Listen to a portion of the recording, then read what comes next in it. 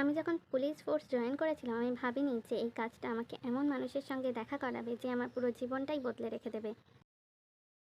তুমি পেট্রোলিং করছিলে নিজের পুলিশ সাইকেলে নিউ ইয়র্কের ব্রুকলিনে। আমি ভেবেছিলাম পুলিশের জব ভীষণ এক্সাইটিং হবে এর থেকে। হঠাৎ তোমার চিন্তা বাধা পায় তোমার গাড়িতে থাকা রেডিও থেকে। কোনো ইউনিট কি ফিফথ প্রেসিডেন্টের কাছে উপস্থিত? তুমি তাড়াতাড়ি তোমার গাড়িটিকে রাস্তার সাইডে দান করাও। অফিসার ওয়াইয়েন রেসপন্ড করছে, আমরা এইমাত্র খবর পেয়েছি একজন ওয়ান্টেড সাসপেক্ট দেখা গিয়েছে ওই জায়গার আশেপাশে হেঁটে যেতে। সেই সাসপেক্টটি নীল জিন্সে আর সবুজ রঙের হুডি পরে আছে। ঠিক আছে, আমি দেখছি। তুমি তাড়াতাড়ি পরের ব্লক পর্যন্ত ড্রাইভ করে যাও এবং সঙ্গে সঙ্গে সেই লোকটি যার সঙ্গে ডেসক্রিপশন ম্যাচ করে তাকে দেখতে পাও। এটা নিশ্চয়ই সেই লোকটা যার কথা আমাকে বলা হয়েছে। কিন্তু এখন আমি কি করব? যখন তুমি একথা ভাবছিলে তখনই লোকটা পিছন ফেরে এবং পুলিশের কারের মধ্যে তোমাকে দেখে ফেলে। ওহ ড্যামিট! সেই সঙ্গে সঙ্গে ফেরে এবং একটা গলির মধ্যে দৌড়ে ঢুকে পড়ে। ও, এ এখন আমাকে দৌড় করাতে চায়। এই সরু গলির মধ্যে আমি গাড়ি নিয়ে ঢুকতে পারবো না। আমাকে পায়ে হেঁটে যেতে হবে।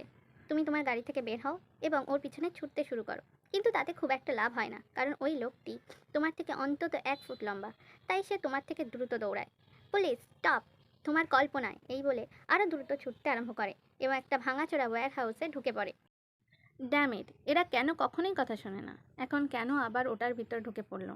তুমি তোমার দৌড়ানো বন্ধ করে তোমার ওয়াকি টকিটি বার করো। অফিসার ওয়াইয়েন ব্যাকআপের জন্য রিকোয়েস্ট করছে। সাসপেক্ট একটি ওয়্যার হাউসে ঢুকে পড়েছে। Copy that officer. ব্যাকআপ 15 মিনিটের মধ্যে পৌঁছাচ্ছে। 15 মিনিট খুব লম্বা সময়। আমি অনেকক্ষণ অপেক্ষা করতে পারবো না। কামান ওয়াইয়েন, তুমি ওই খারাপ লোকটাকে এভাবে ছেড়ে দিতে পারো না। এটা মাত্র দ্বিতীয় মাস তোমার জবের। তুমি তোমার বার করো এবং সেই দরজার দিকে ছুটে যাও যেখানে তুমি ওই লোকটিকে ঢুকতে দেখেছ, এবং দরজা দিয়ে ঢোকার সঙ্গে সঙ্গেই বুঝতে পারো যে এটা একটা ট্র্যাপ ছিল। সেখানে ওই লোকটি একা নয়, আরও দুজন আছে। কি সমস্ত সাহস ফুরিয়ে গেল? তুমি এখানে একা এসেছো, তাই না? ড্যামিট, আমি ফেঁসে গেছি। এরপর দুজনেই নিজের গান বার করে তোমার দিকে তাক করে। তুমি একটু বেশি বেপরোয়া। ব্যাকআপ ছাড়াই ওর পিছু পিছু চলে এসেছো। ব্যাকআপ আসছে, আমাকে শুধু কিছুটা সময় এদেরকে থামাতে হবে। কে বলেছে আমি ব্যাকআপ নিয়ে আসিনি? কি? কোথায় তারা?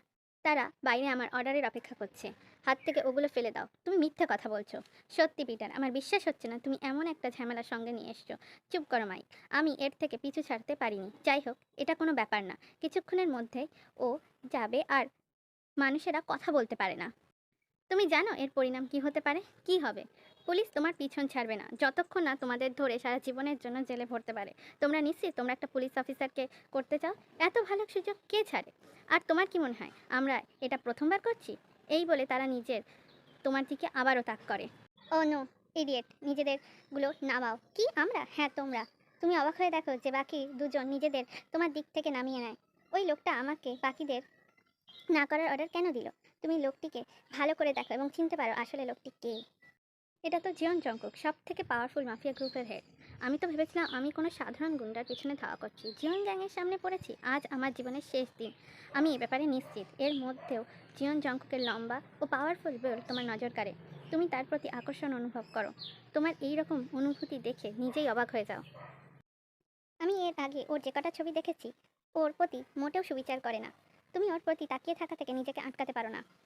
ও ওদের নামিয়ে রাখতে বলল। হয়তো আমি এবারের মতো বাঁচতে পারবো। জংকুক নিজের লোকেদের দিকে তাকায়। লিভ, হ্যাঁ? আমি বললাম যাও। আমি ম্যানশনে ফিরে তোমাদের সাথে দেখা করব। কিন্তু বস, আপনি এই পুলিশটাকে বাঁচিয়ে রাখবেন? ও আমাদের দেখেছে। আমাকে কি আবার বলতে হবে? না না বস। দুজনেই তোমার দিকে তাকায়, কিন্তু নিজের বসের কথা মতো নিজেদের গাড়িতে করে চলে যায় এবং তুমি তাদের যাওয়ার দিকে তাকিয়ে থাকো।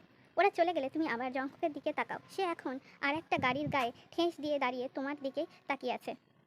জঙ্কুক এবার তোমার দিক থেকে একটু চোখ না সরিয়ে ধীরে ধীরে তোমার দিকে হাঁটতে শুরু করে। তুমি আসলে কি চাও আমার কাছ থেকে? তোমার কথার উত্তর না দিয়ে একদম তোমার সামনে এসে দাঁড়ায় এবং জিজ্ঞাসা করে, তোমার নাম কি? তুমি কেন জানতে চাও আমার নাম? কোনো ব্যাপার না, আমি এমনিও জেনে যাব। তুমি এখানে কি করছিলে? তোমার কথার উত্তর দেওয়ার বদলে জঙ্কুক আরও কাছে আসতে শুরু করে এবং তুমি বাধ্য হয়ে পিছু হটতে থাকো ততক্ষণ যতক্ষণ না তোমার পিঠ দেয়ালে ঠেকে যায়। ওই লোকটা একটা ক্রিমিনাল। ও অবশ্যই তোমার হয়ে কাজ করে। আমি আমি তোমাকে গ্রেফতার করতে পারি, তুমি জানো? জঙ্কুক কোনো কথার উত্তর দেয় না, শুধু তাকিয়ে থাকে। তার মুখ দেখে মনে হয় সেই তাকানোর মধ্যে আছে কৌতূহল, ডেজায়ার এবং স্যাডনেস। তারপর সে আরও একবার এগিয়ে আসে তোমার দিকে এবং তোমাকে দেয়ালের সঙ্গে একেবারে পিন করে দেয় তার মাসেল বডি দিয়ে। এমনকি তার দামি পারফিউমের গন্ধ তোমার নিঃশ্বাসকে গলার কাছে আটকে দেয়। এক হাত দিয়ে জঙ্কুক তোমার চিন হালকা করে ধরে মুখ উপরে তোলে। আমাকে যেতে দাও। জঙ্কুকের ঠোঁটের দুপাশে উপর দিকে ওঠে। আমি বুঝতে পারছি তোমার হৃৎপিণ্ড খুব জোরে ছুটছে, কিন্তু তুমি জানো শুধু হৃৎপিণ্ড নয়, তোমার হাঁটু কাঁপছে, হাতের তালু ঘেমে যাচ্ছে। তুমি বুঝতে পারছো যে তোমার বডি তোমাকে অলরেডি বিট্রে করেছে। ও আমাকে কি করেছে? আমি ওর প্রতি দুর্বল হতে পারি না। কিন্তু জঙ্কুক হঠাৎ তোমাকে ছেড়ে দিয়ে নিজের গাড়ির দিকে যেতে শুরু করে। ব্যাস এইটুকুই? হ্যাঁ। তুমি তুমি আমাকে যেতে দিচ্ছ? তুমি কি ভেবেছিলে আমি তোমাকে করতে চলেছি? হ্যাঁ। তুমি কি জানো? আমি এমন কিছু জানি যা এর থেকে বেশি মজার। সে আবার তোমার হার্টবিট বাড়িয়ে তোমার দিকে হাঁটতে শুরু করে। Damn it! আমার মুখ বন্ধ করে রেখে ওকে যেতে দেওয়া উচিত ছিল। আমি তোমার সমস্ত প্রশ্নের উত্তর দেব। এমনকি আমি এখানে কি করতে এসেছিলাম যদি তুমি আমাকে কিস করো। তুমি তোমার পায়ের কোনো জোর খুঁজে পাও না। যদি এই মুহূর্তে জঙ্কুক তোমাকে দেয়ালের গায়ে পিন করে না রাখতো, তাহলে নিশ্চিত তুমি নিচে পড়ে যেতে। Excuse me? জঙ্কুকের মুখ তোমার কানের কাছে থাকায় ওর নিঃশ্বাস তোমার গায়ে পড়ে তোমার মেরুদণ্ড দিয়ে ঠান্ডা স্রোত নেমে যায়। তুমি চাও আমি তোমাকে? কক্ষনো না। তুমি জঙ্কুককে দূরে সরানোর জন্য তোমার হাত ওর বুকের ওপর রেখে ঠেলে দাও। আমি আমার সমস্ত শক্তি দিয়ে ঠেললাম, কিন্তু তবুও নিজের জায়গা থেকে এক ফোঁটাও নাড়াতে পারলাম না। মানুষটা কি পাথরের তৈরি? যদিও তুমি জঙ্কুককে এক ফোঁটাও নাড়াতে পারোনি, তবুও সে নিজে থেকেই এক পা পিছিয়ে আসে। তুমি কেন চাও আমি তোমাকে কিস করি? তুমি কেন আমাকে কিস করতে চাও? Just curious. কোন ব্যাপারে? সেই কথার কোনো উত্তর না দিয়ে জঙ্কুক সোজা নিজের গাড়িতে গিয়ে বসে। তারপর তোমাকে ওখানে একা হতবাক অবস্থায় দাঁড় করিয়ে রেখে গাড়ি চালিয়ে চলে যায়। আমি কেন এইভাবে রিয়াক্ট করছিলাম? মনে হচ্ছিল যেন ও আমার মধ্যে অজানা কিছু জাগিয়ে তুলেছে। আমার মনে হয় আমার কোনো বয়ফ্রেন্ড না থাকার এর কারণ। এবার আমার একটা বয়ফ্রেন্ড করে নেওয়া উচিত, শুধুমাত্র সেটা যেন মাফিয়া বস না হয়। আমি কোনোভাবেই জিয়ন জঙ্কুকের প্রতি দুর্বল হতে পারবো না। অবশেষে ব্যাকআপ এসে পৌঁছায়। অফিসার ওয়াইয়েন, তুমি ঠিক আছো? আমরা যত তাড়াতাড়ি সম্ভব হয়েছে এসেছি। সে কোথায়? চলে গেছে। পায়ে হেঁটে?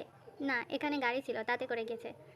তুমি খানিক শান্ত হবার পরে বুঝতে পারো যে মৃত্যুর কত কাছে পৌঁছে গিয়েছিলে। আজ আমার জীবনের শেষ দিন হতে পারত। ওরা তোমাকে ছেড়ে দিল কেন? ক্যাপ্টেন, আমি জানি না। আমার মনে হয় আজ আমার দিনটাই ভালো ছিল। জিয়ন আজ পর্যন্ত কোনো সাক্ষী রেখে দেয়নি। তোমার ওখানে ব্যাকআপ ছাড়া একা যাওয়া উচিত হয়নি। তুমি কি ভাবছিলে? আমি ভেবেছিলাম ওই পিটার বলে লোকটা একা ছিল, তাই আমি ওকে হারাতে চাইছিলাম না। তাছাড়া আমি তো ব্যাকআপ ডেকেছিলাম। যাই হোক, তুমি লাকি যে তুমি এখনও বেঁচে আছো। এখন প্রশ্ন হচ্ছে, তুমি হলে প্রথম সাক্ষী যাকে ও বাঁচিয়ে রেখেছে। আমাকে বলো তো ওখানে কী হয়েছিল অফিসার? আমি কখনোই বলতে পারবো না যে ওখানে কী হয়েছিল। আমার কোনো ধারণা নেই ক্যাপ্টেন। তুমি কি আমার থেকে কোনো ইনফরমেশান লুকাচ্ছ? না তো? না, অবশ্যই না ক্যাপ্টেন, আমি সত্যিই বুঝতে পারছি না। আমার মনে হয় আমি জানি কেন। আমি আগেও দুবার এনাকে দেখেছি, কিন্তু কখনো কাছ থেকে দেখিনি। লম্বা, সাদা শার্ট আর লেদার জ্যাকেটের তলায় অবশ্যই পেশিবহুল। তুমি কে? ওয়াইয়েন, আমাদের গ্যাং স্কোয়াডের বেস্ট ডিটেকটিভ জংহিয়ন। হ্যাঁ বলো জংহিয়ন, কি বলছিলে? তুমি মনে করছো তুমি জানো জিয়ন কেন ওকে ছেড়ে দিল? আমি মোটামুটি জানি কারণটা। এই কথা বলে সে কিছুক্ষণ তোমার মুখের দিকে ভালো করে দেখে।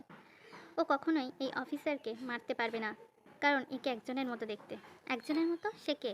ডিটেকটিভ তোমার দিকে অদ্ভুতভাবে তাকায়। সেই তাকানোর মধ্যে ছিল আফসোস, দুঃখ আর অন্য কিছু যেটা তুমি বুঝতে পারছিলে না। একটা মেয়ে যাকে ভালোবাসতো, কিন্তু সে এখন বেঁচে নেই। সে কীভাবে মারা গিয়েছিল? সে নিজে নিজেকেই। ডিটেকটিভ, তুমি এই সব কীভাবে জানো?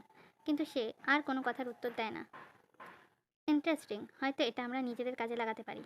তার মানে? ওয়াইয়েন, আমি তোমাকে ট্রান্সফার করছি গ্যাং স্কোয়াডে। কি? কিন্তু আমি তো 2 মাস আগে জয়েন করেছি, আর আমি কোনো ডিটেকটিভও নই। ওটা ঠিক করে নেওয়া যাবে। কিন্তু আপনি জানেন আমি কেন পুলিশ ফোর্সে জয়েন করেছি? হ্যাঁ, তুমি নার্কোটিকের কাজ করতে চাও, কিন্তু এটাও তো অর্গানাইজড ক্রাইম, তাই না?